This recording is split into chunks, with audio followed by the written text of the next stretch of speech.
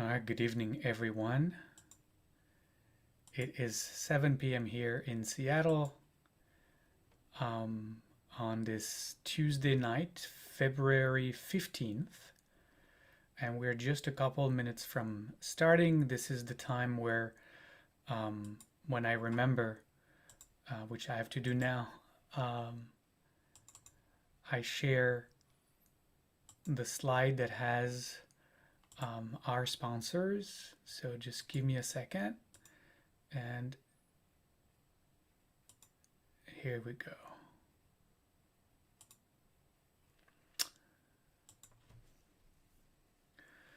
And as this is going on and others are still joining us here on Zoom for the start of this class, I just want to let you know that I will be out of town next week.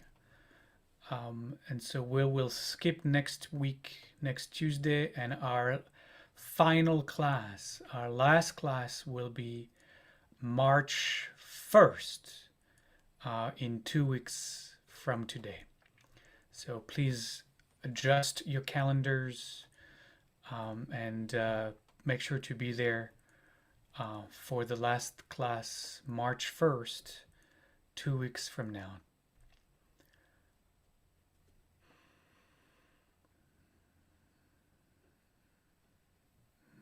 As always, we thank all of those great organizations that have made this event possible, as well as all of you who have donated. Whatever you have donated, everything is always appreciated. And know that you can still make donations through the very end of this class and even beyond. You can just go to the BetterLife website and find the sub button category where it says donate, and when you scroll down to the drop down menu, make sure you write for the how to be an anti-Antisemite class, and anything maybe you gave at the beginning and you want to do it again, let me not be the one to stop you. All right, so I'd like us to step into this session with Shalom.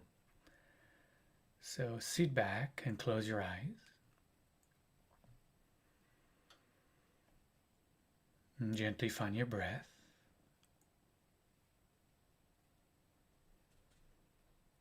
We enter into this evening with a chant of peace, a chant that reminds us of our wholeness,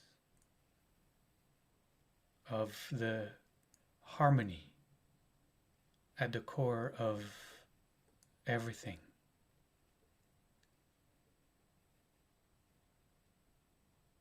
All three being translations of the word shalom.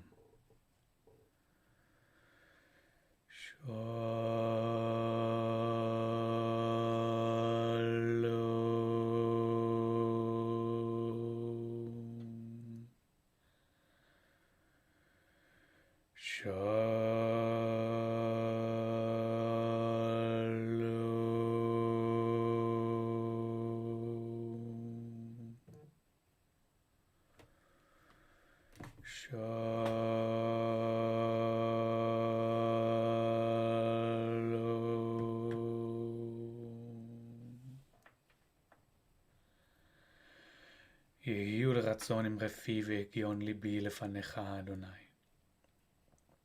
Holy One of Being, Holy One who expresses as and through each and every one of us.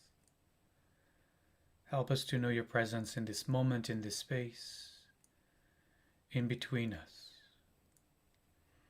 That the words of our mouth, the meditations of our heart might flow from the fullness of your being.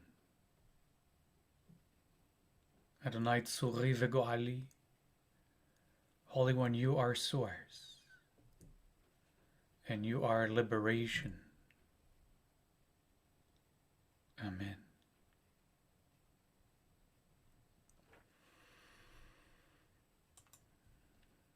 So we, as always, have a lot to cover tonight. This is the night that I said we might go to 2 hours, so that's why I'm kind of rushing through the beginnings of tonight. This is a class that will be, this is a session that will be challenging. Not that the other sessions haven't been challenging, but as you will see, this one addresses what I believe, and I assume, and maybe I shouldn't, most of us are connected to, which is the left progressive political side of the aisle and the anti-Semitism within. So it's gonna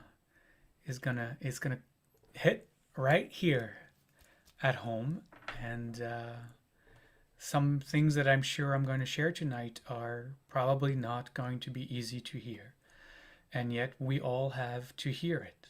We all have to hear it, to be clear-eyed and open-hearted as we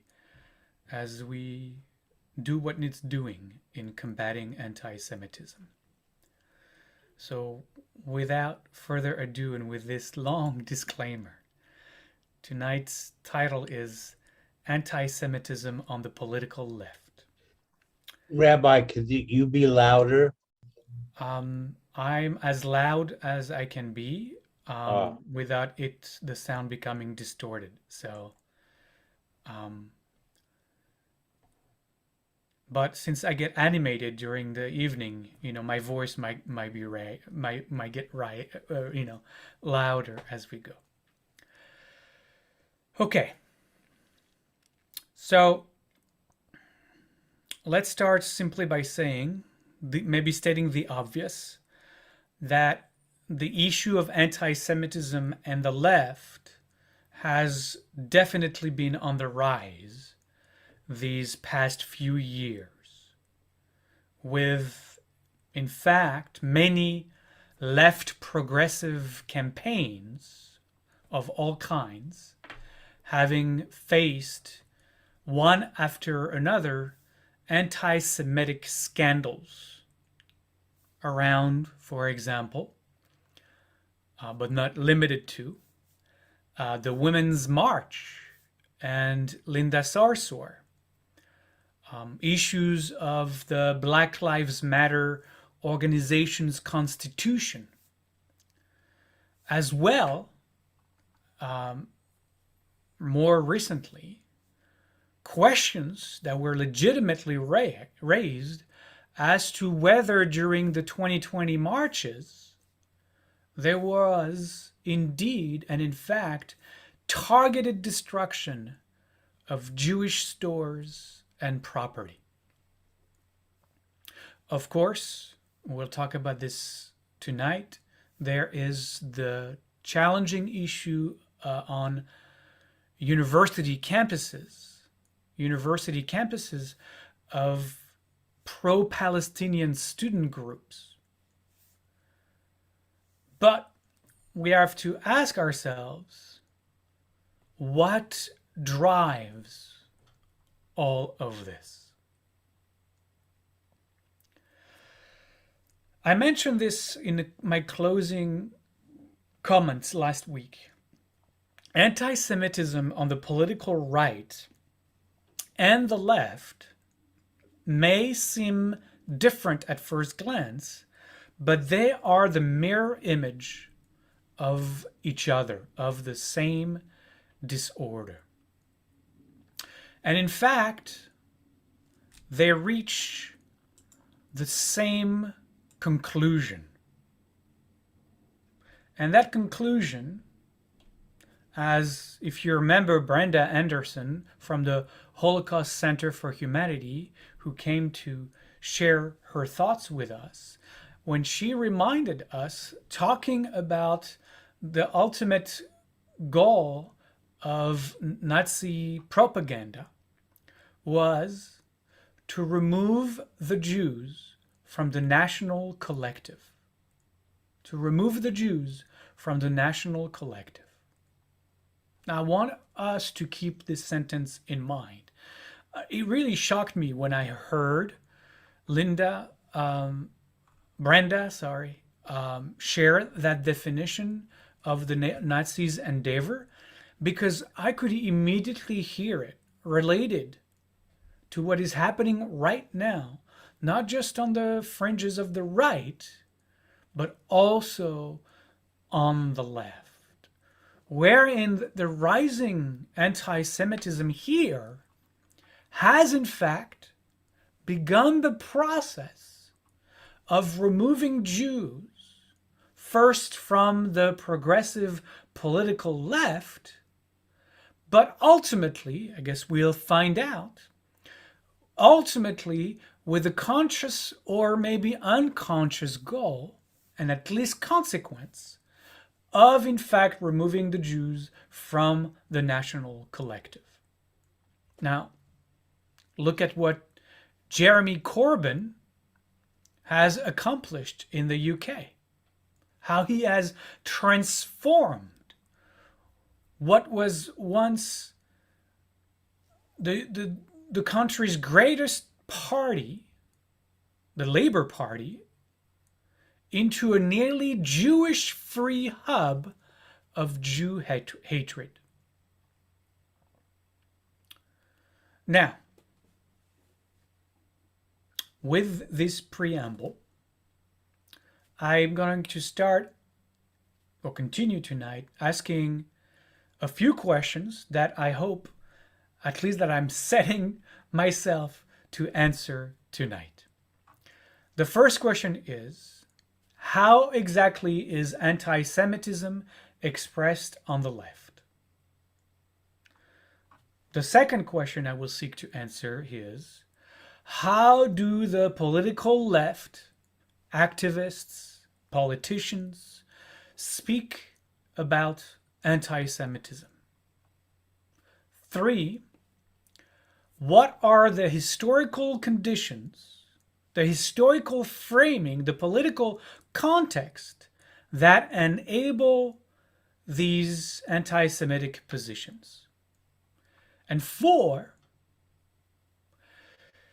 if the left's claim of being a movement of equality, and anti-discrimination, why do we find anti-Semitism on the left? How is it even possible? And ultimately, what informs that form of anti-Semitism?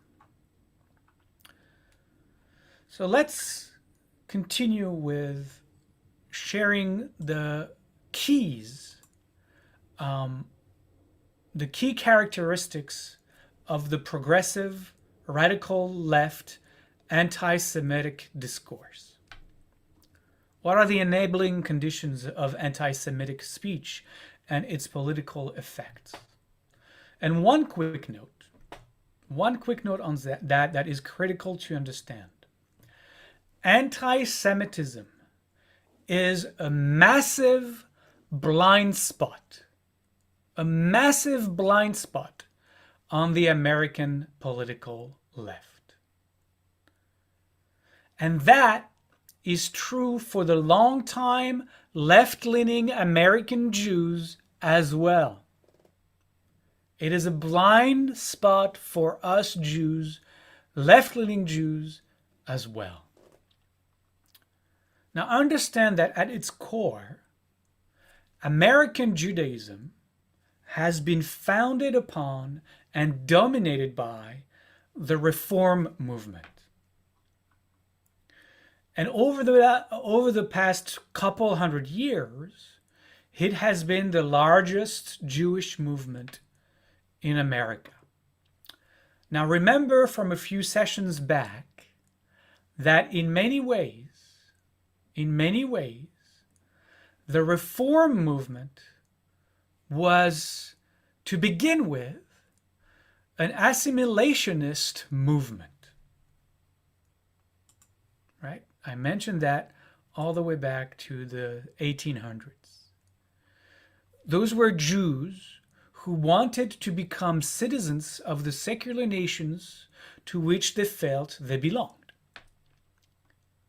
That was true in Germany. I made the case of that in Germany specifically. And so Reform Judaism is going to allow American Jews to do just that. Eventually, the values it adopts, which are going to influence American Jews, are those of seeing America as the promised land, and thereby renouncing any idea or concept that had been part of the Jewish yearning for 2,000 years, the renouncing of returning to Israel. And in fact, to transform that Jewish messianic inspiration into the concept of tikkun olam, of healing or repairing the world, seeking justice, seeking progress, and the advent of universal brotherhood of men.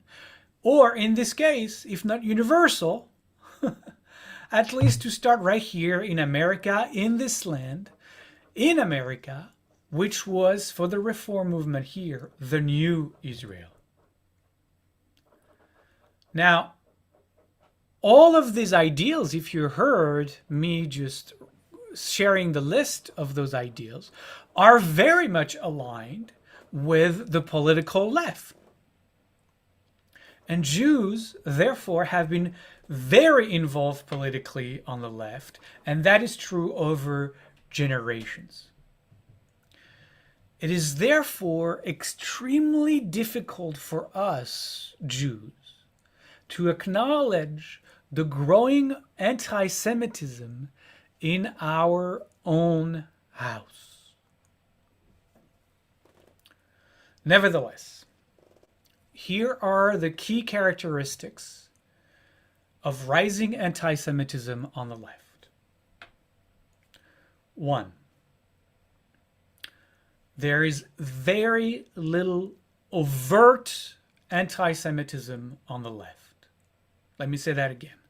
There is very little overt anti-Semitism on the left. Very different than from the far right, right?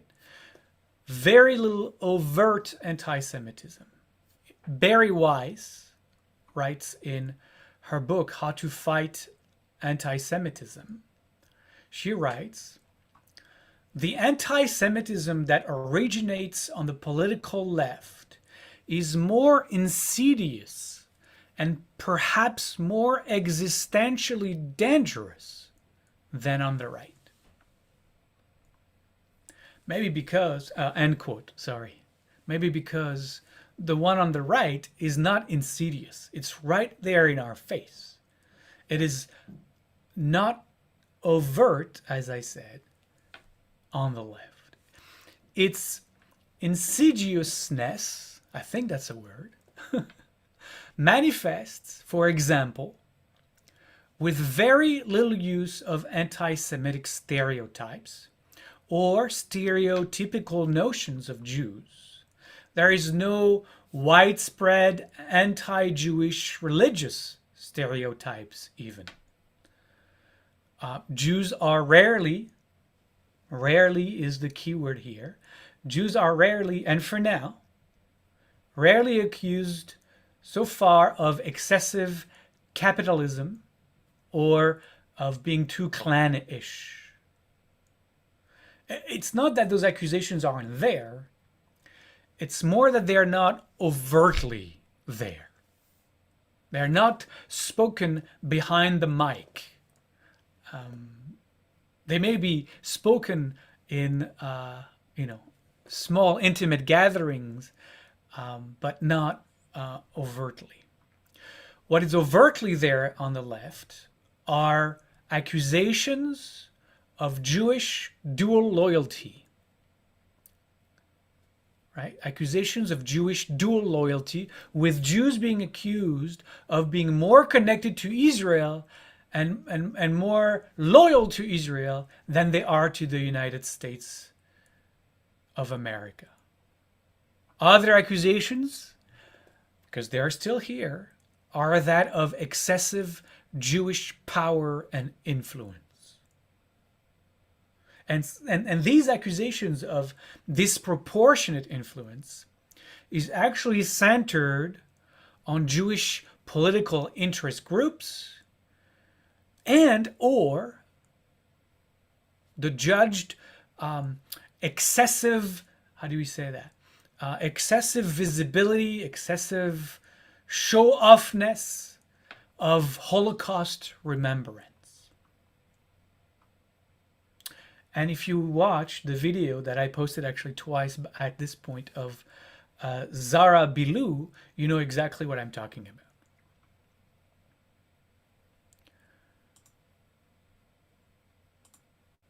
Such anti-Semitism, however, hasn't yet coalesced into an ideology on the left today.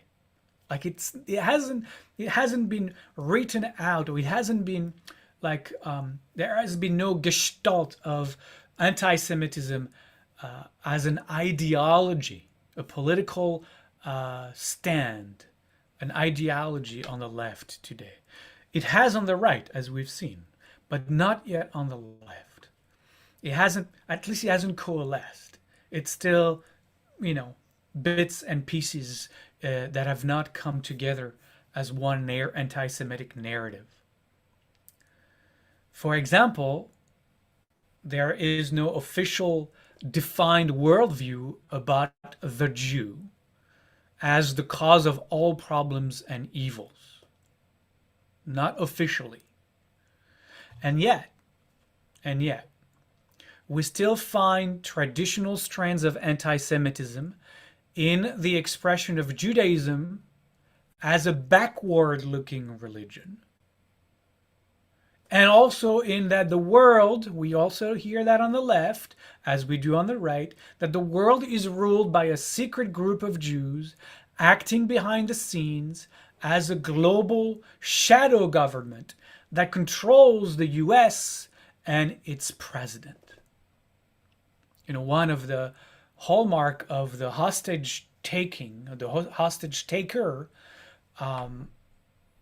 this last month was that in order, like in his mind, he would kidnap Jews in a synagogue so that the rabbi of the synagogue would connect with the great rabbi of this, in that person's mind, of the great synagogue of New York. And because the Jews pull the strings of the American government, this great rabbi in New York would, would manipulate Biden into releasing the Muslim extremist that the hostage taker wanted to release.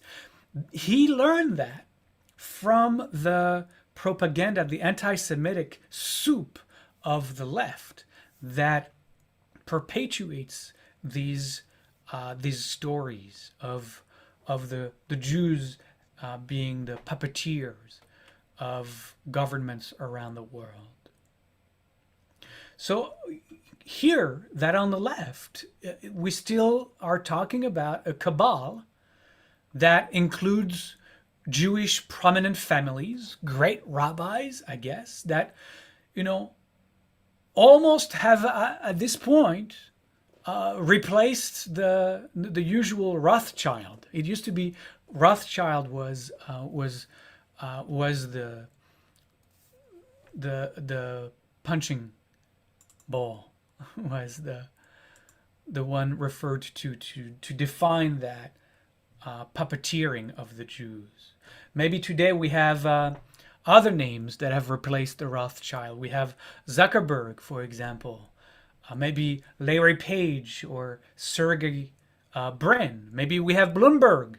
Of course, what we know we have is, Adelson and Soros, because those names have been brandished about already time and time again.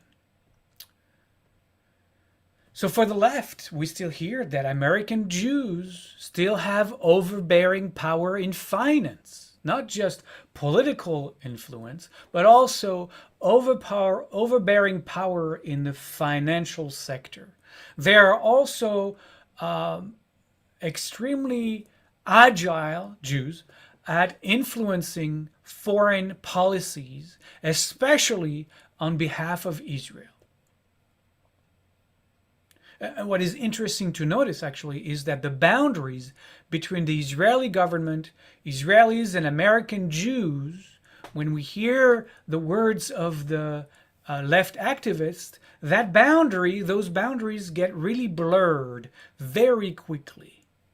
And we quickly devolve into accusations of American Jews being argued as having primary loyalty to Israel and therefore also responsible for Israel's policies, especially when it comes to Palestinians. So the American Jew somehow is seen as also responsible for whatever is going on in the Israel-Palestine conflict.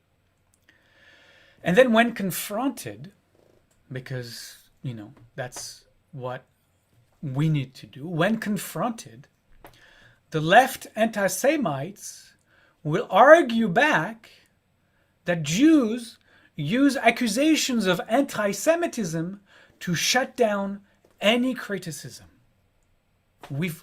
You and I'm sure we've heard those, right? As soon as we open our mouth and say to someone on the left specifically, well, that's anti-Semite, the accusation could come flying and say, well, you're just using that word so that you want to shut me up, right? And in fact, though still in the margins of the political left, these growing expressions of anti-Semitism, maybe because of that, are rarely, if ever, confronted by the left political or activist leadership. And that's really key to understand. And that's really dangerous, I would say. That in fact, these expressions of anti-Semitism are rarely, if ever, called out, not just by Jews, but by the leadership of the left progressive movements, or even the left political class altogether. There is great silence. There is a very dangerous, I would say, laissez-faire within the left, in fact, as a whole. And that is clearly a double standard when it comes to anti-Semitism, when compared to racism, when compared to sexism, when compared to homophobia. But I will talk about that more in depth in just a moment. But in fact, because in fact, not but because in fact, and that would be the second characteristic of anti-Semitism on the left, because one can say that anti-Semitism on the left is both tolerated and trivialized. So that's second characteristic. Anti-Semitism on the left is tolerated and trivialized. Now remember what I spoke about a couple sessions ago, mentioning that as political parties in Europe in the 1800s adopted anti-Semitism as part of their political platform, when, if you remember, I mentioned that local clubs made anti-Semitism part of their value statement. I said that anti-Semitism at the time became fashionable. Do you remember that? You have to be or have anti-Semitic ideas if you want to get your ticket into the high society of the time. And that was in Europe. And I suspect that we may be on the verge of a similar progression on the political left today. I know this might be hard to hear for many of us, but it seems to be the case, and I will explain that a little more, but keep that in mind, that we may be on the verge of having anti-Semitism be your ticket to your inclusion in the political left. Now, we see great indifference. We see great indifference vis-a-vis anti-Semitism, especially from the leadership on the left. We see, in fact, a great lack of empathy. And this may be indeed the most worrying feature of the rise of anti-Semitism on the political left, is that it is happening, and no one at the top or in the rank and file cares to notice or to stand up against it. And that is truly worrisome. So worrisome that some who are able to see it, to look at it, to call it out, some political commentators, some pundits who have courageously spoken in warning against this trend, have coined this development, if you want, and I quote, anti-Semitism of indifference. Or, another quote, anti-Semitism by omission. And that's really worrisome. I was going to use a much stronger word, but that's really dangerous. Anti-Semitism of indifference. Anti-Semitism by omission. And I'll talk about why in just a moment. But those are not, I mean, those are terms that are being coined right now, but they're not new. There were Jewish feminist leaders from, I'm talking decades back, in the early days and the early years of the feminist movement here in America, who had already called anti-Semitism on the left the hidden disease of the movement. That's a quote, the hidden disease of the movement. Robert Fine calls it, and I quote, anti-Semitism denial. I'll come back to that, but there is a really great book that talks about this phenomenon by David Badiel. And I'm sharing this book. It's called Jews Don't Count. And it's just the title itself summarizes this anti-Semitism by omission, this anti-Semitism by indifference. It's a really good book. It's a very thin book. By next weekend, you'll be done with it. But it really hits on why the left allows itself, contrary to its own values, to leave Judaism, to leave anti-Semitism to expand, to grow as really, as far as I'm concerned, a cancer within its rank.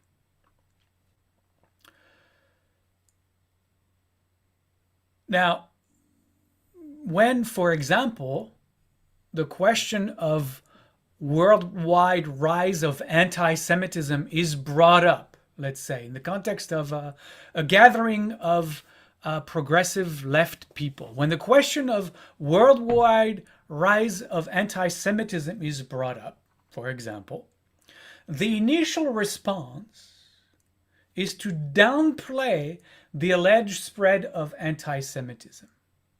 That's the initial downplaying it. You know, it may exist in a few places in Europe, maybe in France, maybe in Germany a little bit. but not here. Not in America. At least not in America on the political left. And certainly not in the Arab world. Other than that, the response is that anti-Semitism is really not a serious problem. It's really not a serious problem. You know, there are other forms of oppression much more deserving of attention. That's what we hear. And as you can see in what we hear, there is this kind of subtle, insidious is the word that Barry Weiss used. Subtle displacement that occurs. You haven't even paid attention to it. You started talking about anti-Semitism, and suddenly there was a shift in the conversation you didn't even notice, and now we're talking about racism, we're talking about Islamophobia, we're talking about anti-black violence. And you're wondering, because obviously you want to be part of the conversation, you're wondering where your first statement about the rise of anti-Semitism globally has gone, because we've completely moved on in just 2 seconds flat. And maybe some of you have experienced that firsthand. And as Jews from the progressive left, we obviously don't want to interrupt that conversation that has so quickly shifted to something else, to bring it back to anti-Semitism, because, well, as we've been told, racism is much more important. Anti-black violence is much more important. Islamophobia is much more important. So we don't want to step on anybody's toes. So we just go along to get along. And so the conversation about anti-Semitism on the left never is allowed to take place. It never is allowed to take place. It's not important, the anti-Semitism of indifference. Right? The next argument, if you dare to bring the word anti-Semitism again, the next argument goes that anti-Semitism doesn't really exist outside of Jews accusing others of anti-Semitism. Really. Right? Anti-Semitism doesn't really exist outside of your guys' mind, Jews. It's just, it's just when you bring it up, when you accuse, suddenly, we are forced to, to follow your accusations. But it really, as far as we're concerned, it only exists in your head. In other words, anti-Semitism is in the Jews' head because the Jews, we see it everywhere. But it's not in reality. Let's be really clear about that. It's not in reality. You see it everywhere, but it's not in reality. And this indifference is also linked to the past. There is great skepticism in the validity of Holocaust remembrance. The claim on the progressive left is that it has become, is that Holocaust remembrance has become over-commercialized. It has become a tool in the Jews' victim toolbox. And the Jews play the Holocaust card, to one-up the victimhood on over other people. And what it does, Jews, is that you are taking attention away from other forms of mass violence.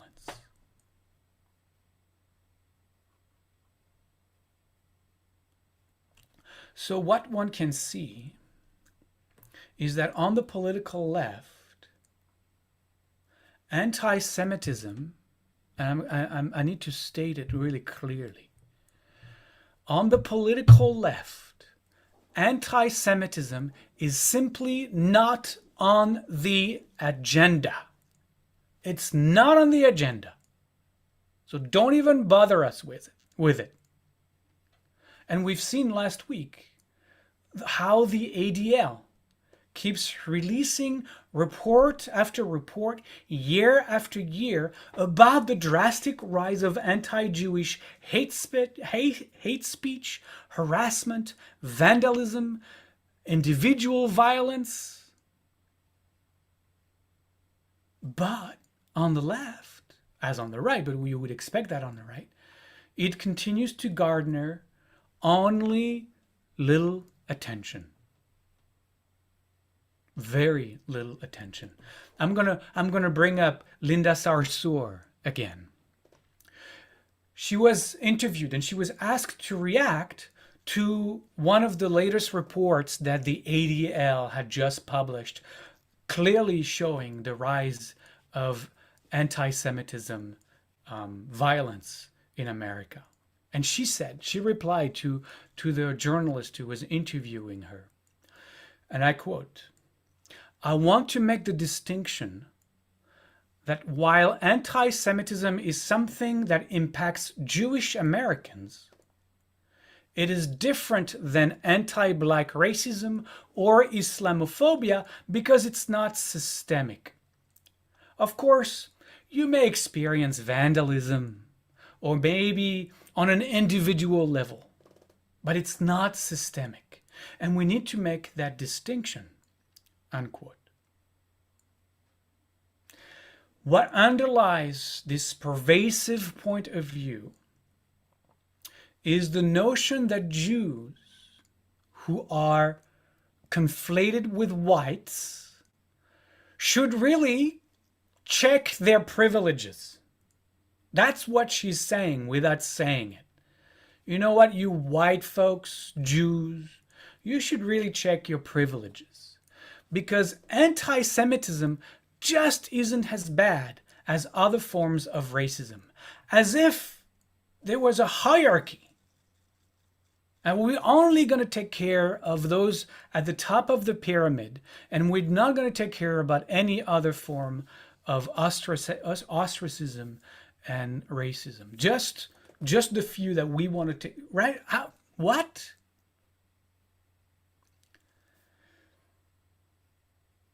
The claim is really, behind those words, that attacks on the Jews really come from white supremacists, which is, as we well know, completely false as a claim. Completely false. But if you frame the issues in that way, that attacks on Jews come just from white supremacists, so anti-Semitism is really just white on white violence, right? Even the Holocaust become trivialized this way as white on white crime. And I was just shocked to see Whoopi Goldberg just making that exact statement just days ago. But understand that Whoopi Goldberg did not come up with that idea that the Holocaust is white on white crime. She learned those tropes from her left-leaning progressive milieu, because that's what's promoted there. That's what is being advocated. That's the conditioning that is happening on the left progressive, on the progressive left, sorry. I want to just quick parenthesis here, because I think this is also very critical to understand about Jewish whiteness. I want to kind of clear this issue of Jewish whiteness. And to do that, I'm going to quote from one of my heroes, and I mentioned him at the very beginning of this course, and I'm happy to post again the great article he wrote some years ago. Eric K. Ward, W-A-R-D, Eric K. Ward. And Eric Ward, who it would take me too long to introduce you to him, but his is one of those African American leaders that has fought all kinds, all racisms, he's one of those leaders in the progressive left cause, and he's written a lot about anti-Semitism and the right, but he also talks about anti-Semitism and the left. Anyway, it would take me too long to go look for him and learn about his work. Is just an incredible being. And he said, and I quote, "The idea of Jewish whiteness began in the 50s and 60s. But, and it is important to understand, Jews have been considered white insofar, he says, insofar as they are not seen as Jewish." I thought that was really powerful what he said that. Again, Jews have been considered white insofar as they are not seen as Jewish. In other words, he continues, to have access to whiteness and its privileges, Jews have had to make sure they are not seen as being Jewish. If they can't be distinguished as being Jewish, if they don't have any external markers of Jewishness, then whiteness is extended to them. But, he continues, ask the Haredi communities. He didn't say ch as well as I did, but ask the Haredi communities, ask the ultra-Orthodox communities how they experience racism, how they experience anti-Semitism, discrimination, day after day after day, if in many, if not all aspects of their lives. And he's not even talking about, we have to keep that in mind, and I will keep reminding us, he's not talking about the 20% of American Jews that are Jews of color here in America. So I'm going to close that parenthesis here. Now, if you are part of the left today, you have to talk and learn about racism. You have to talk and learn about gender issues. And if you don't become woke to these things, you are harshly criticized. You are harshly criticized for not doing the work of understanding your power and your privileges and how it affects people. And if you're not doing your work of becoming woke, people are going to call on you. People are going to call on you. Jews who dare to protest anti-Semitism within their group, within their local left progressive movement. If they dare to protest anti-Semitism, they are dismissed for failing to ante up sufficient concern about people of color. Again, because Jews are not. Jews are white, right?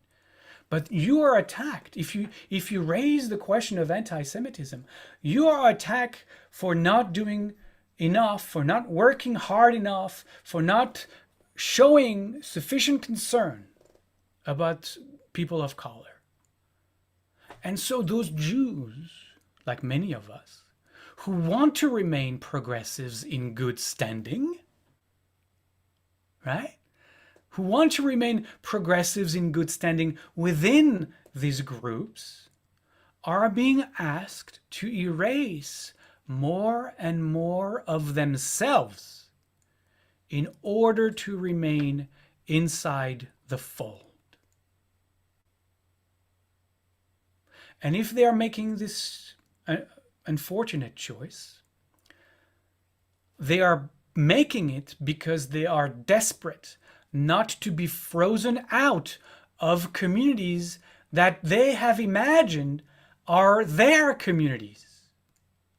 They are desperate to feel at home in the political movement to which they have given time and capital and effort that aligns with their Jewish education, with what their rabbi said all through their childhood, what they talk about at their bar or bat mitzvah, and therefore they are desperate not to be alienated from the institutions that they themselves have helped build.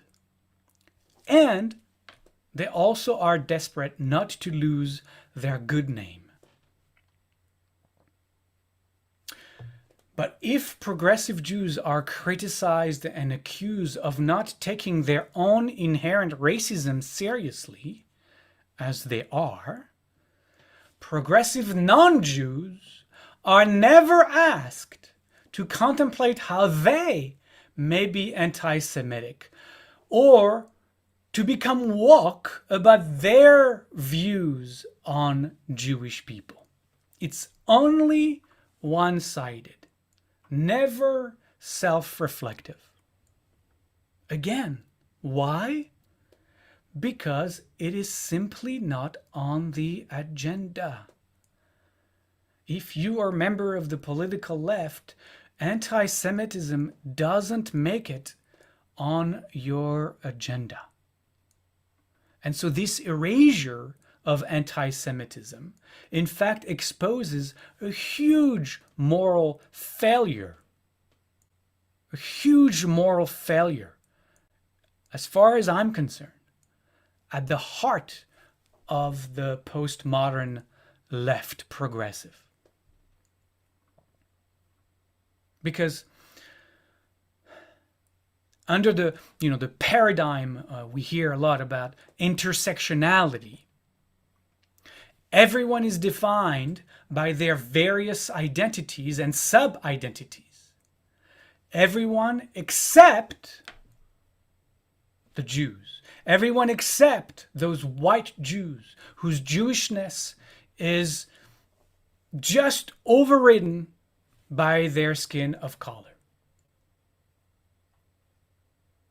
It's like their Jewishness isn't even seen, doesn't register. And linked to that is now our third characteristic. And that third characteristic is a pronounced defensiveness when one is accused of anti-Semitism. Any such accusation is automatically and immediately rejected. This is especially true when anti-Semitic expressions are linked to Israel. And there's actually a technique. I'm not kidding.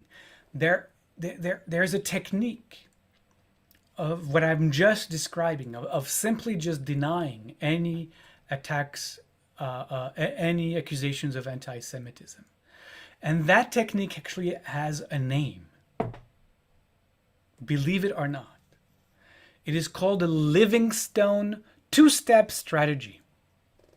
Livingstone being the former mayor of London. The Livingstone two-step strategy. Step 1. Charges of anti-Semitism are not to be listened to. They are not to be considered as to their validity. They are to be automatically rejected. That's part 1, step 1 of that technique. That, if it's made to being a technique with a name, it's mean that it's been used and recognized time and time and time again. It's not just he did it one time, the mayor of London, right? This is something that is now can be seen as being used to deflect accusations of anti-Semitism. So step 1, don't listen, don't consider the validity of the claim, just automatically reject. And that's the double standard, right? Because charges, if there were charges of sexism, charges of racism, for example, those would have to be deeply listened to. They would have to be taken very seriously. They could never be automatically rejected when called out, right? But when it comes to anti-Semitism, Absolutely. It's like, can you see the double standard? Somehow the Jews are always the exception to the rule. As leftists, we are meant to fight the overly patriarchal and racist society that we inherited. The second step of the strategy is to affirm that those who make these accusations of anti-Semitism are doing so purely for strategic reasons, mostly to defend Israel. That's your step 2. I hope you write it down next time you may be accused of anti-Semitism. That's what you do. That's the step 2. You accuse back, basically, saying that those who brandish anti-Semitism against you are doing so purely for strategic reason, mostly to defend Israel. Mostly to defend Israel. Everything goes back to that. Everything is going to go back to defending Israel. Accusations of anti-Semitism are denied as purely instrumental. They are instrumental. They are in service of something else. That you deflect. So what happens is that instead of talking about anti-Semitism, right, which is in fact never looked at, the leftists push the conversation into talking about the accusations of anti-Semitism. Not anti-Semitism, the accusations of anti-Semitism, and then cast doubt on the accusations by calling out the abuse of using anti-Semitism as an excuse to pursue other political agendas, namely the defense of the indefensible Israel.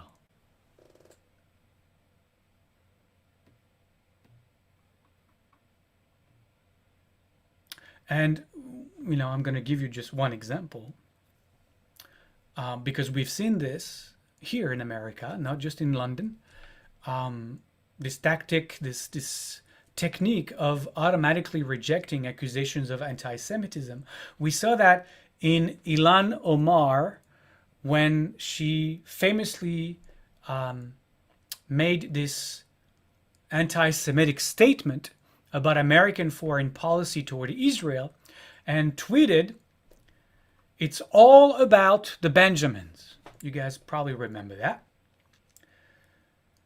To which the accusations of this being anti-Semitic, which I don't know how else you can look at it, very old tropes, very old anti-Semitic tropes, but the entire political left, and especially the political left press, the press itself, defended her when her words were decried as being anti-Semitic. And the press accused the left-leaning leadership of abandoning Ilhan Omar. And that was the extent of the debate that happened over the days and maybe a week or so around her statement. What you didn't hear is that no one ever talked about the Jewish community being, as rightly so, deeply disturbed by her statement. The concept, the notion didn't even occur to all of those pundits or politicians or whatnot of the political left. It didn't enter the discourse, the conversation. All that was about is, how dare you raise accusations of anti-Semitism against one of ours. That's all that happened. And this happens all the time. It happened, again, I'm bringing her for the third time in our class tonight. It happened with Linda Sarsour and her Women's March anti-Semitic comments. And the immediate response was a hashtag that said, and I quote, "I stand with Linda." And that hashtag went viral. And no one talked about what she was accused about. No one talked about that. And I think this should certainly give us great pause. The fourth characteristic of anti-Semitism on the left is, as I mentioned previously, blatantly one-sided criticism of Israel.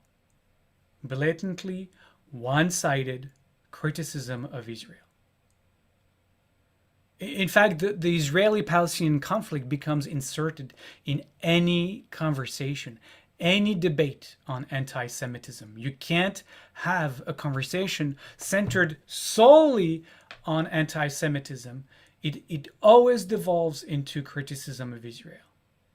And this criticism of Israel is declared self-evident, is simply declared as self-evident with no recourse to argue. And that brings up 5 additional double standards. I mentioned one earlier.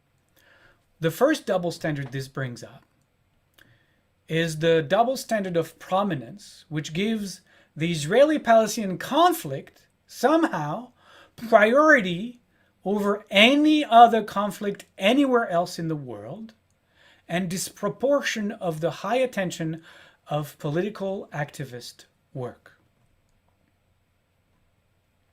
The second double standard is a double standard of state foundation. I talk about Israel as Israel's state foundation that marks Israel's beginnings as artificial, completely artificial, as violent, and in contrast to that with the origins of other allegedly somehow organic states, those states that were created organically. Right? Israel was artificially created. It was violently created. The third double standard with regards to Israel is the double standard of state formation that sees Israel as anachronistic in the sense that as being a Jewish state, it is completely anachronistic that there should be a religion-defining modern state in our world. When we are probably not saying that, in our Pledge of Allegiance, we say under God, as if religion doesn't have anything to do with any other country but Israel. It is also anachronistic because it is a colonial imperial regime that is pursuing an archaic form of expansionist policy. The fourth double standard is the double standard of self-understanding, which criticizes Israel as specifically a religious state, ignoring completely that there are dozens of other states in the world that have been built on religious standards.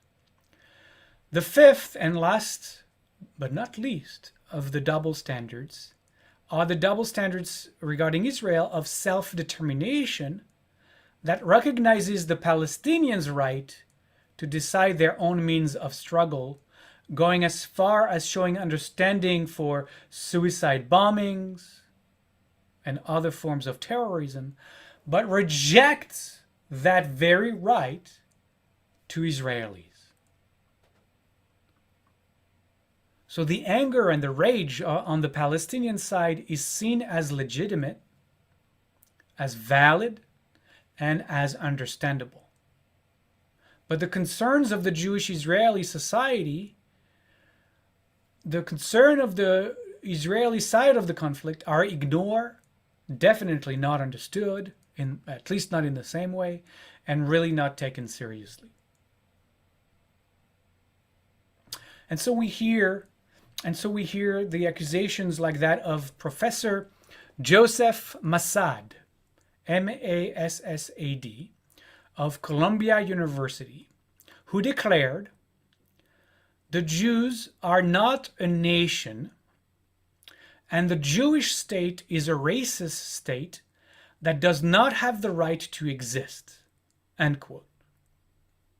That's a professor in Columbia, at Columbia University. I told you there are issues with many university institutions. Joseph Massad. The Jews are not a nation, and the Jewish state is a racist state that does not have the right to exist. And this ideological plank believes that Israel is solely responsible for the entirety of the Middle East's problems.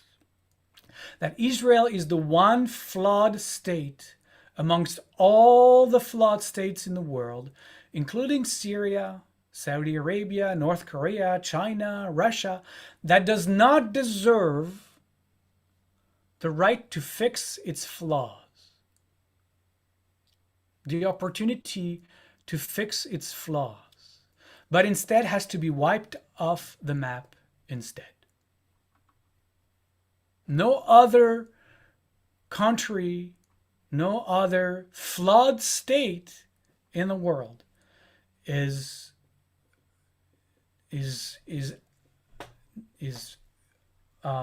required to disappear itself, to be wiped off the map. That ideology views Israel not as the culmination of 2,000 years of Jewish yearning, or as the ingathering of an indigenous people back on its land, or even as a safe haven for the Jewish people threatened all around the world, with anti-Semitism, by the way. But as the last, it sees Israel as the last bastion of white colonialism. Today, you cannot be a progressive in good standing and a Zionist. You cannot be a progressive in good standing and a Zionist at the same time.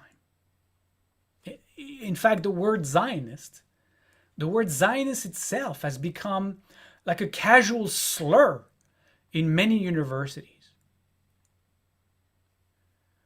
many schools actually. And if you dare identify as a Zionist, to identify as a Zionist today is to identify as a racist. And the Jewish state itself is seen as a white supremacist project. And so anti-Zionism has now become a plank of progressivism, whereby Israel's right to exist is continuously challenged, either implicitly or explicitly, by people with, in fact, tremendous political and cultural power, including celebrated intellectuals or late-night comedy show hosts, and buzzed about Democratic members of Congress like Michigan's Rashida Tlaib. And when anti-Zionism becomes a normative political position, active anti-Semitism becomes the norm. Let me say that again. When anti-Zionism becomes a normative political position, active anti-Semitism becomes the norm. And let's be clear, anti-Zionism is just anti-Semitism in new clothes. And if you believe that Zionism is racism, it follows that Zionists are racists. And everyone knows what should happen to racists.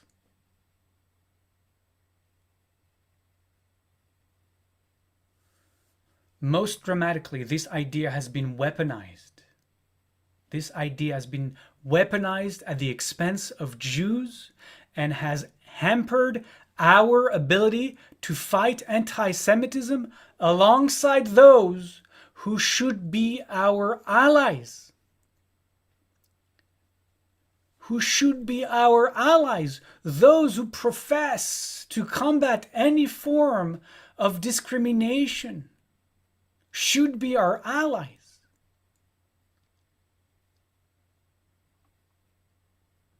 It's really mind-boggling. It's hard to wrap our minds around this. But here we are. And so, American Jews are confronting two fears at one time. One from without and one from within. Being shot by right-wing white supremacists and being made out to be them.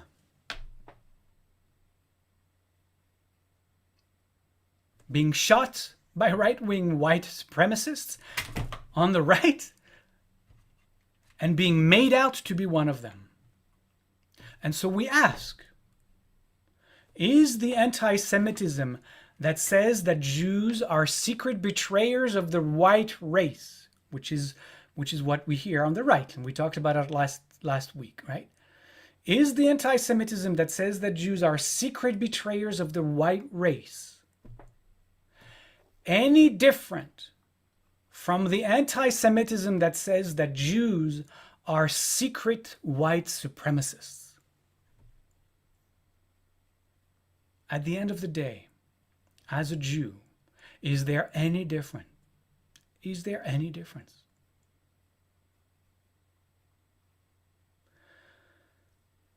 The former chief rabbi of the United Kingdom, very famous rabbi and very revered, actually, Rabbi Jonathan Sacks, he once wrote, "In the Middle Ages, Jews were hated for their religion. In the 19th and 20th century, they were hated for their race. Today, they are hated for their nation state, for Israel. And all three types of hate insist on the same thing. Jews have no right to exist collectively as Jews with the same rights as other human beings." Powerful quote. Right on. Now that we have defined the key characteristics of rising anti-Semitism on the left, we turn now to look into what enables it. I would start by saying that first, in general, Americans are not accustomed to recognizing, let alone understanding, anti-Semitism. And that's why we are here tonight. And we've been here together those past few weeks. Because, and I say, again, Americans are not accustomed to recognizing, let alone understanding, anti-Semitism. Not only have they not taken this amazing course, you would agree, but also because anti-Semitism doesn't resemble your typical racism. In addition to that, the social and historical context is such that anti-Semitism, as I mentioned earlier, has been relatively low in the US this past 70 years. So it hasn't been anyone's true preoccupation, except for the ADL maybe, including most, if not all, the Jewish community itself, to be honest. And it has never really come to provoke a need for educating the public. But as most of us would have said until 2016, anti-Semitism will never be a problem in America, right? We would have said that until 2016. And of course, this has changed. This has changed radically since 2016, as Trump's presidency has legitimized and allowed anti-Semitism to come out of the shadows and take center stage. Until then, anti-Semitism wasn't on anyone's radar, really, especially since really all those past decades, anti-black racism, structural discrimination, and Islamophobia, especially after 9/11, had been the main national preoccupation, especially on the left. And so the social positioning of the Jews, the upward mobility Jews saw after 1945 in the 50s and the 60s, makes it hard, as left anti-Semitic progressives are keen to say, to see Jews as victims and not part of the privileged caste. How can Jews be victims if they are privileged? That's the question, right? And this concept of victimhood versus privilege are today's central categories of the progressive left debates. We can ask whether this is a real equation to look at: victimhood versus privilege. I mean, clearly, it's a rigid concept that, as we see, exclude Jews from being part of the conversation, because of that central mantra, I would say, of the progressive left, victimhood versus privilege, which permeates most everything the left does. In that context, Jews find it impossible to be heard because they are immediately excluded from possibly be any sort of victim of anything. And this is the second enabler, the second reason why anti-Semitism is so prevalent on the left. It is invisible. It is invisible to the left. Remember the book, Jews Don't Count. It is invisible to the left. Anti-Semitism is invisible to the left. Look, regular racism against blacks, Latinos, Muslims, just for example, is the opposite of anti-Semitism. We could say that both ultimately derive from a form of xenophobia. But regular racism comes from white people believing they are superior to people of color. But the hatred of Jews stems from the belief that Jews are a cabal, a people with supernatural powers. In other words, it stems from the models of thoughts that produce conspiracy theories, as we have seen. So where the white racist regards blacks, for example, as inferior, the anti-Semite imagines that Jews have otherworldly power to afflict humanity. They are at the top of the wealth media conglomerate, owner of all political power. So anti-Semitism is different from most forms of racism in that it purports to punch up against a secret society of uber powerful oppressors, wealthy, rich oppressors. And if Jews are the great architects, as they are accused to be, of course, of laissez-faire capitalism and liberal democracy, If Jews have all the powers, then punching up at Jews is a form of speaking truth to power. It is a form of speech and activism that is at the center of the progressive left movement. Speaking truth to power. And in the delirium of the conspiracy theory, power is equated with the Jews. So you have anti-Semitism. And so the progressive left, therefore, cannot see its own activism, its own core for being, cannot see that as anti-Semitic. And it is therefore doomed to embrace its tropes. That's why it's invisible. It's not so much it's invisible, it's like it cannot be seen because of that. The third enabler is connected to resentment.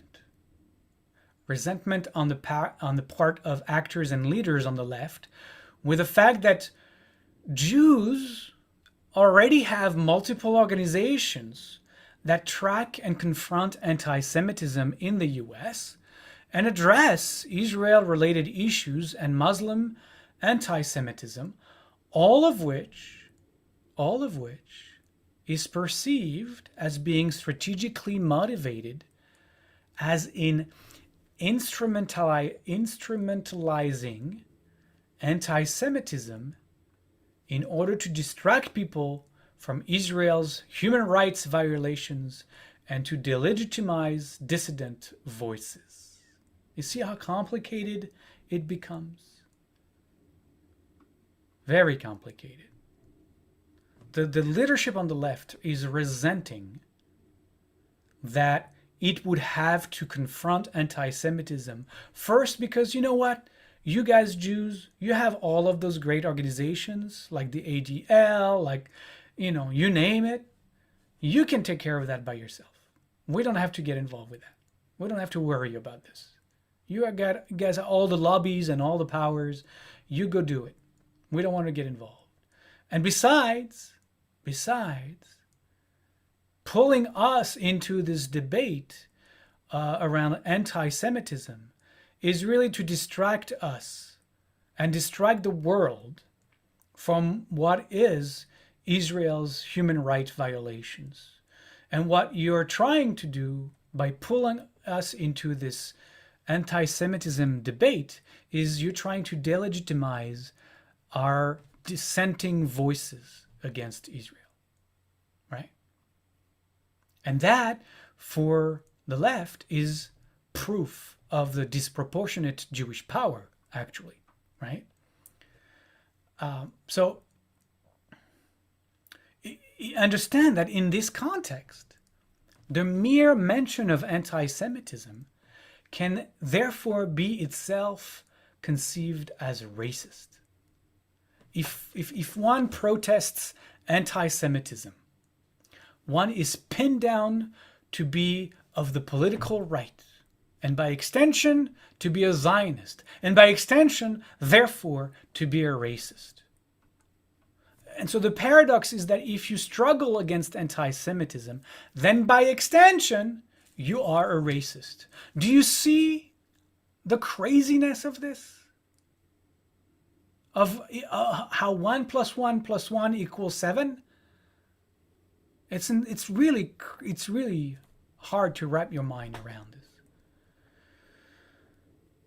By the way, leftists accuse the Zionists, which is, this, nobody exactly knows who the Zionists are, right? It's this amorphous group. This word is brandished by so many people. Oh, the Zionists. Who are we talking about? Like, has anybody actually said, well, I'm talking about this group and that group of these 5 people? Nobody. It's this catch-all, meaning nothing word that is charged with all the darkness and shadow and anti-Semitic are, you know, accusations, anti-Semitic tropes, but nobody ever defines the Zionists that are forever part of this conversation, right? It's really nothing concrete. The Zionists, who are the Zionists? So when we hear the word the Zionists, I hear, and I hope you do as well, we need to hear the word Jews, because that's really what they are saying, what they are hiding behind. The fourth enabler of anti-Semitism on the left is actually its own really theoretical foundation of the progressive left. I mentioned that earlier, but it's also good to revisit. The current dominant frame of leftist activism is anti-racism, right? That's the dominant frame. That's what directs everything. We do have to tackle racism in the Western world, that's for sure.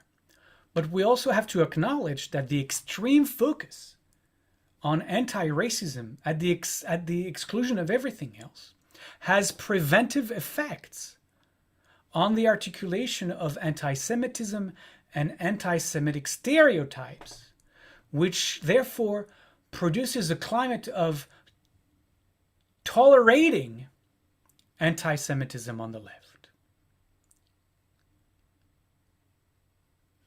In the leftist paradigm, Jews are necessarily located on the winning side of the racialized paradigm, which itself contributes to making anti-Semitism invisible.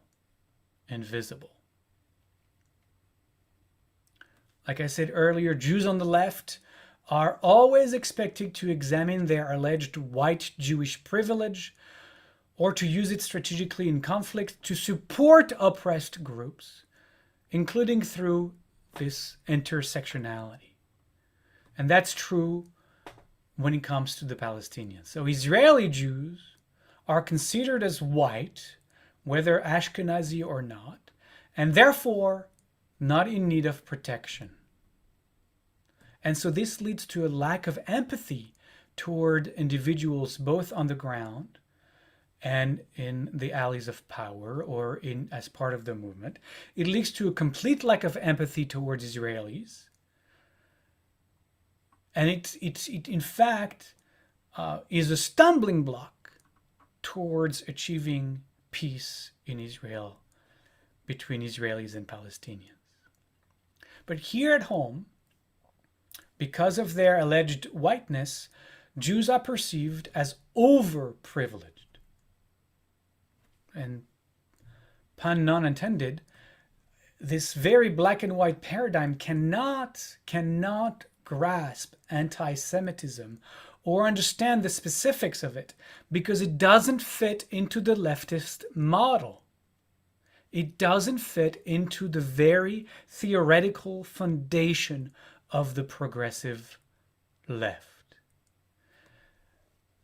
which is, on top of that, completely devoid of the historical background of the growth and existence of anti-Semitism both in the US and around the world, that knows nothing about the Jewish struggle over the centuries, except maybe for having, a little inclination or a little understanding of the Shoah, of the Holocaust, maybe.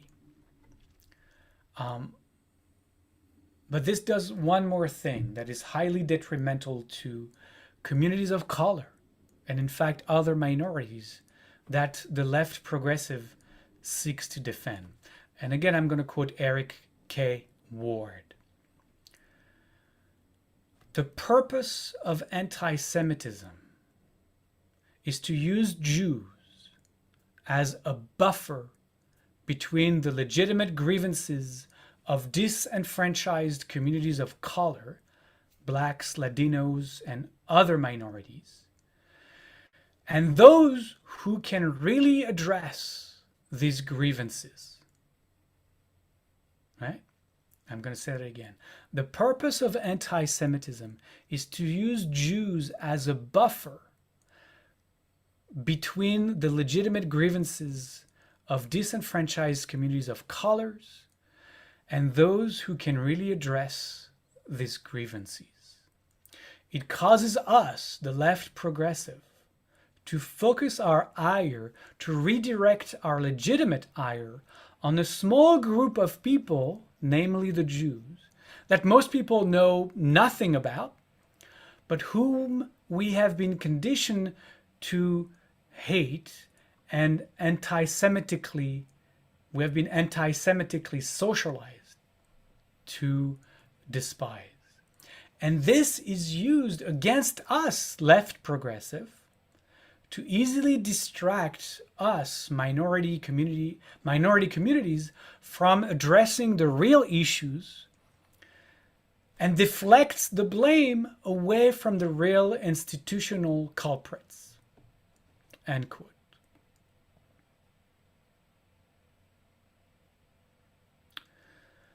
Now, the other part of the dominant frame of the theoretical foundation of the progressive left, I'm still talking about the theoretical foundation that fosters anti-Semitism, is that second dominant aspect, not just anti-racism, but anti-imperialism. That's the second big trope of the progressive left. Anti-racism, anti-imperialism. And that anti-imperialism promotes a binary worldview that reduces complex power constellations to opposition between imperialist states and anti-imperialist states. It contrasts bad nationalism with good emancipatory nationalism. And these theoretical constructs, actually, if you look into it, are an evolution of Marxist-Leninist theories. And so that's why they originate on the far left socialist groups, but they are now finding their way to the center of the political progressive left. And of course, these theories impact the left's perception of the Middle East conflict. I mean, in this case, the interchangeable Jew, Zionist, or Israeli are all decried as, quote, the epitome of white imperialism, which, as we have seen, deeply colors the perception of the left on the Israeli-Palestinian conflict. So anti-Zionism, whatever that is, has become more than a political position about the Israel-Palestine issue. It's become what many researchers have called a subcultural code. This direct quote, a subcultural code. In fact, it's become, as a cultural code, a matter of personal identity. Anti-Zionism, being an anti-Zionist, today signifies being on the right side of history.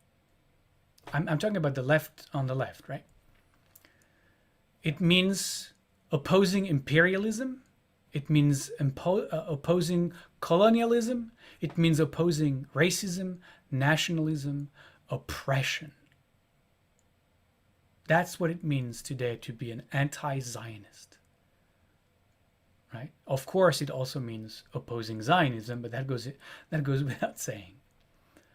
And so the Israeli-Palestinian conflict becomes a kind of global political pivot point for one's left-wing identity.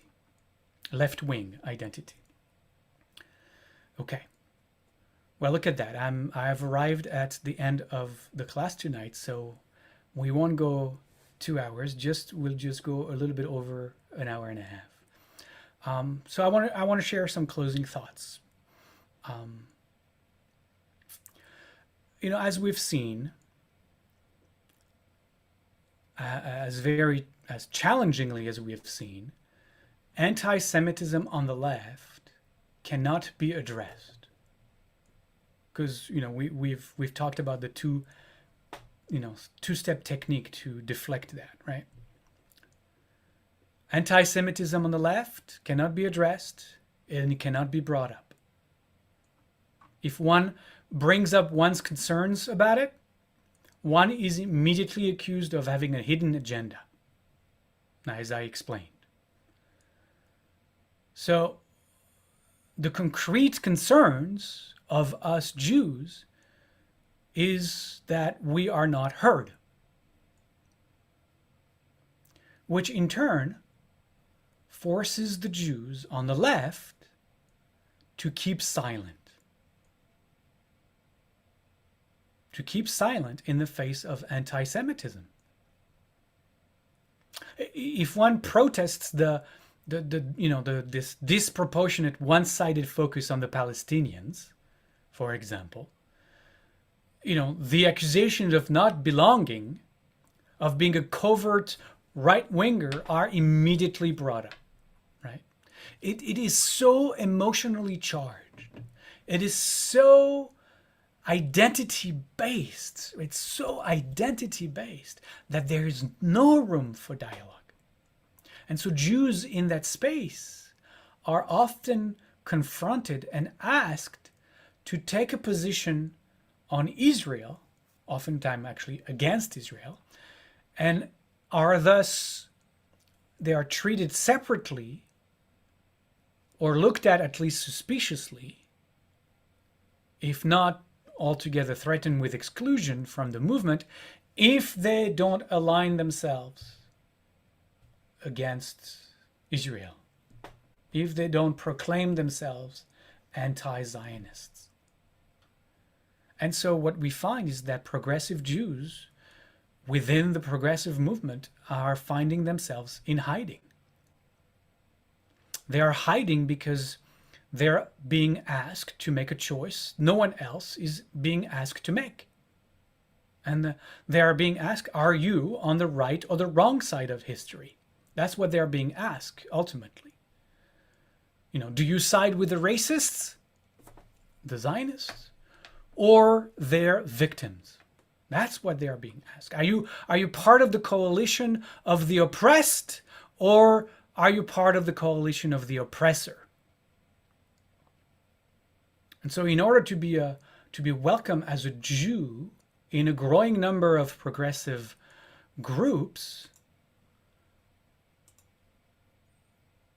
you have to disavow a growing list of things. Not just to criticize Israel's actions against the Palestinians, but more and more to denounce the very existence of Israel, to repudiate all Jewish organizations and lobbies who are representing Jewish power. And so whereas Jews once had to convert to Christianity, then to the nation state in the 18th, 19th, 20th century, now they have to convert to anti-Zionism. And this conflation between religious and political identity is never called out. It's never called out. Muslim Americans, for example, are never asked in these very same settings to distance themselves from dictatorial Muslim states who oppress and kill gay people, subjugate women. Never. There is no Muslim American who was ever asked to repudiate Saudi Arabia, Syria, Iran, ISIS. Because if you did that, if you asked that of a Muslim, you would immediately be called out as racist within the group. If you ask that of a Muslim of a Muslim participant, you would be immediately called out as racist. And yet, if you do that to a Jewish person with regards to Israel, you will never be called out for doing that. It is absolutely readily accepted. In fact, every Jew is called out for Israel's perceived crimes. It's why, if you remember, Jewish lesbians that were holding the rainbow flag with a Jewish star, as a way to say there are Jews that are also LGBTQ that are marching together with you. Because it has a Jewish star, they were kicked out of the Dyke March in Chicago in 2017. It's why 2 years later, the Dyke March in DC officially banned flags that had a Jewish star on it, under the guise of banning national symbols, as if the Jewish star was a national symbol.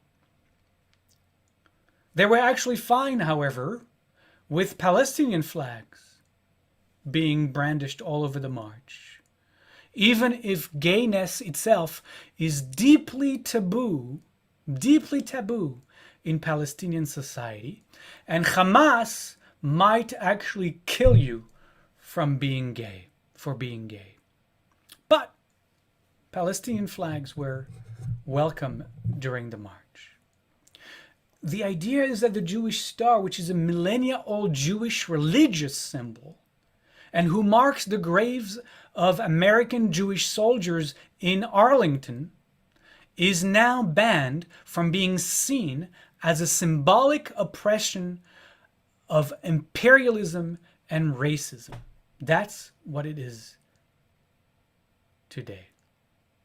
And those who claim that doing such a thing, banning the Jewish star from appearing in the Dyke March, is anti-Semitic, and if you believe it's not anti-Semitic, I'm gonna ask, is the anti-Semitism that forces us to designate ourselves publicly with wearing Jewish stars, if you remember 70 years ago,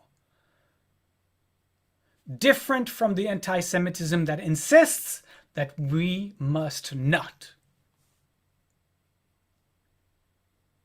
Is the anti-Semitism that forces us to publicly wear Jewish stars different from the anti-Semitism that insists that we must not?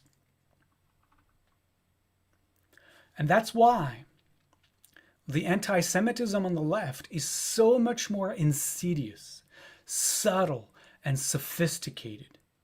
It is typically camouflaged in language familiar to the Jewish ears, the language of social justice and anti-racism, of equality and liberation. It cloaks itself in the false guise of political difference, claiming to only be criticizing Israel or just anti-Zionist, and demands adulation for its noble goals of fighting racism, nationalism, and championing and being champions of the downtrodden. And who amongst us, Jews who have been raised with those ideals, would not want to be part of it? But this is also how, by affirming all of those attributes, this is how it inoculates itself from criticism. Anti-Semites with PhDs. I like that expression. Anti-Semites with PhDs, the one who defend their bigotry as enlightened thinking, are much harder to fight than those who march with tiki-torches in the streets of America. And this is how those anti-Semites with PhDs are able to marginalize Jews. There's a former labor member of the Israeli Knesset, of the Israeli parliament. Her name is Einat Wilf. Einat is E-I-N-A-T. Last name Wilf, W-I-L-F, if you want to look her up. She puts it this way. She says, anti-Semitism works by increasingly restricting spaces where Jews can feel welcome and comfortable until none are left. End quote. I need to say that again. Anti-Semitism works by increasingly restricting spaces where Jews can feel welcome and comfortable until none are left.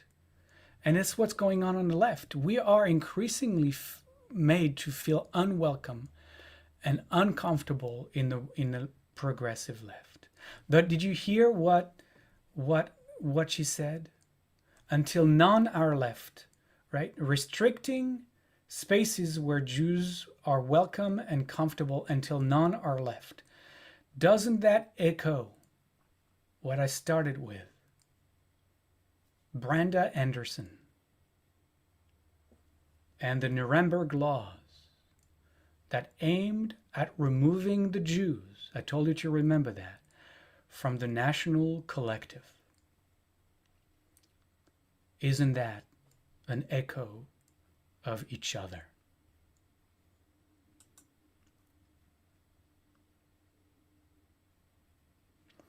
And I'm going to leave it here tonight.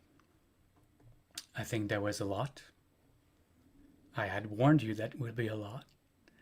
And I know it's been probably challenging. I haven't looked at what's going on in the chat. I'm sure there's a lot going on there as well. I will look at it after this, and if I need to connect with you, I will.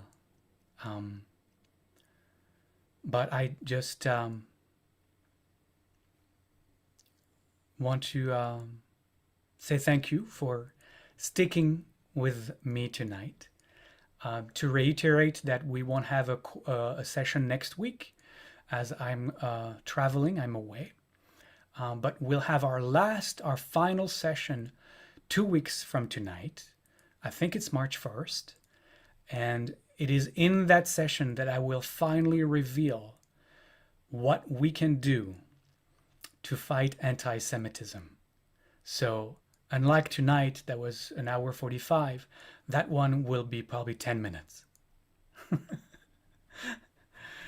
I hope not. I hope there is more to say than just, do the best you can or something like that. So we're just going to close tonight since it's getting late with Shalom. And we'll pick it up in a couple weeks. So close your eyes.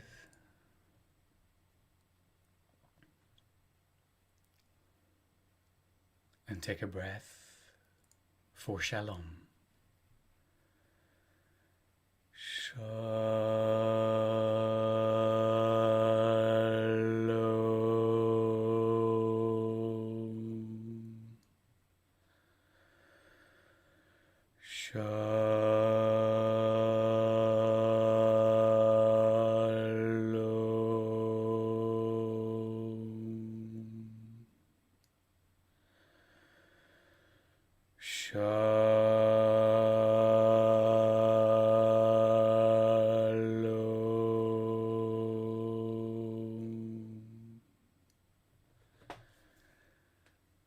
Thank you. Thank you, everybody. Thank you, everybody. Good night. Good night. Thank you very much. Thank you very much. Thank you. Have a good night. Thank you. Thank you, Rabbi. Thank Good you. night. That was heavy. Yes. Bye-bye. I appreciate that. Thank you, Olivier. Good night. Thank you, Olivier, and happy retreat. Thank you. Thank you. All right. Take care, everybody. We're going to stop right now.